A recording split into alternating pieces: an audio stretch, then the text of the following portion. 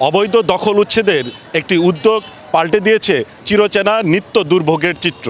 টাঙ্গাইলের ভূঁইয়াপুরের এই বাসস্ট্যান্ড এলাকার চারপাশের সরকারি সম্পত্তি দখল করে গড়ে তোলা হয়েছিল bus stand, truck stand, CNG stand. যত্র সড়কের দুপাশে রাখা হতো পরিবহন এবং ব্যবসায়ীরা দখল করে গড়ে তুলেছিল ব্যবসা প্রতিষ্ঠান। উচ্ছেদের চিত্রের পরে এখন স্বাচ্ছন্দ্যে মানুষ তার গন্তব্যে যেতে পারছে বিনা দুর্ভোগে। সাধারণ মানুষ উচ্ছেদ পরবর্তী এই চিত্র দেখে অনেকটা সন্তুষ্ট প্রকাশ করেছেন, তবে পাশাপাশি শঙ্কাও করেছেন যে কিছুদিন পর আবার আগের চিত্রে ফিরে যায় কিনা। এ বিষয়ে কর্তৃপক্ষ কি বলছেন এবং তাদের কি পরিকল্পনা, আমরা সে বিষয়ে জানার চেষ্টা করব। বাসস্ট্যান্ডে এখন যে নতুন পরিবেশ হয়েছে, আগের চেয়ে অনেক ভালো হয়েছে, সৌন্দর্য খুব ভালো হয়েছে। আগে অনেক রাস্তাঘাটে অ্যাক্সিডেন্ট হইতো বেশি, সিএনজি রাস্তাঘাটে থাকতো, গাড়িগুলা রাস্তাঘাটে থাকতো, অনেক যানজট সৃষ্টি হইতো। এখন আমাদের প্রশাসন কর্তৃপক্ষ যে কাজগুলো করছে অত্যন্ত সুন্দর কাজ করছে, ভালো কাজ করছে। এখন আমাদের যানজট নাই, রাস্তাঘাট মানুষ চলাচল ভালো করতে পারে। আমরা তো আগে থেকে শৃঙ্খলাবদ্ধভাবে আসছিলাম, কিন্তু এখানে সিএনজিগুলো এলোমেলোভাবে রাখার জন্য এই অবস্থা হয়েছে। আর সিএনজিগুলো স্ট্যান্ড দেওয়া হয়েছে, সিএনজিগুলো যার থাকতে স্ট্যান্ডে থাকতেছে, আর কোনো সমস্যা হইতেছে না। 25 বছরের ওয়ারেন্টিযুক্ত দীর্ঘস্থায়ী দরজা প্রোটেক্টর, আধুনিক ও মজবুত দরজা। আমাকে ভেঙে দিলাম তো, আমরা বেকার বউ বলে আনছে না, আমাকে একটা ব্যবস্থা করার দরকার। তো যে আমরা কি করবো এখন? এই যে বইছে, এই যে দোকানদার, এই যে খারো হয়েছে, সব দোকানদার। আমার তো আর কোনো বিকল্প ব্যবসা বাণিজ্য নাই, একটাই আসিল, যা করছি এইটাই, আর তো কোনো ব্যবসা নাই। টুকটাক চা পান বেচতাম, চলতাম, এই সংসার চলতেই তো। সারবা তুলে দিল, তখন আমাদেরকে বললো যে আমরা সারবা তুলে দেবো, তারই এই খরচার জন্য কিছু টাকা পয়সা আমাদেরকে দিও।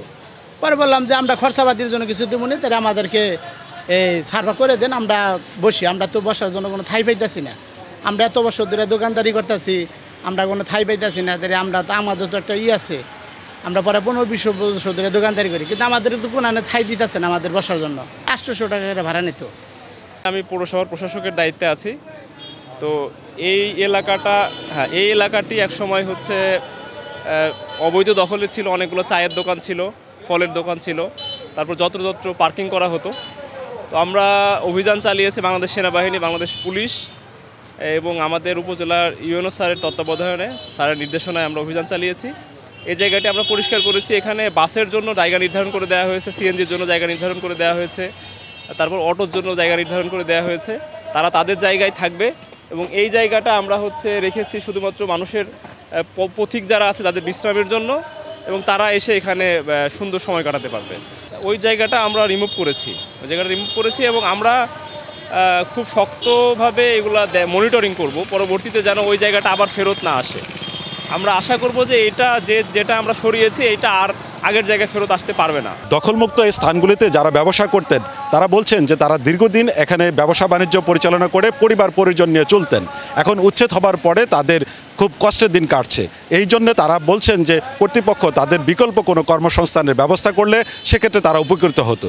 আর কর্তৃপক্ষ বলছে যে দখলমুক্ত এই স্থানগুলিতে তারা সৌন্দর্য বর্ধন সহ নাগরিকদের জন্য বিশ্রামাগার এবং পাশাপাশি নানা পরিকল্পনার কথা বলছেন, এবং এটিও দৃঢ়ভাবে তারা বলছেন যে পরিস্থিতি এখন বজায় রয়েছে এটি যেন সর্বাত্মকভাবে এবং চিরস্থায়ীভাবে একই পরিবেশ বিরাজমান থাকে, সে ব্যাপারে তারা কাজ করবেন।